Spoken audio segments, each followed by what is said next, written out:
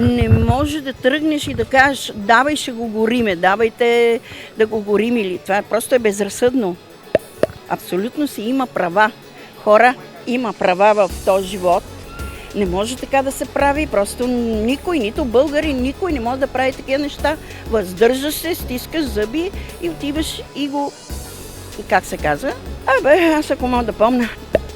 Да, жалко. Така. Добре, ако сега на теб ти се случи, примерно, дойдат така за 15 човека и те нападнат. Ти нямаш време да се обадиш с полицията, нямаш време да ти помогне някой, да действа, да ти окаже помощ. Точно така Добре, в крайна сметка ти какво правиш такава ситуация? Ако сега дойдат 15 човека и те нападнат. Сигурно ще ритам, ще квича, не знам какво нещо ще правя. Няма начин, тая защитната реакция не може да седиш и да те изпотрепат. Нещо ще направиш. Аз нищо няма да мога да направя, ама сигурно с устата ще гърма, като гърмяща змия и ще ритам като кон. Като камила, като кенгуру, разбира се, просто значи самозащита. Хора, това е баба ти Селфина.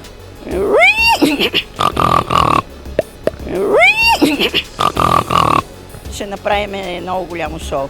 Поне това да остане, защото не се знае кога ще лапна букет. Пардон, ще гушне букет, разбираш ли? Това е положението. Ако някой се свързи с тебе, тук с оператора, той ще ти уреди.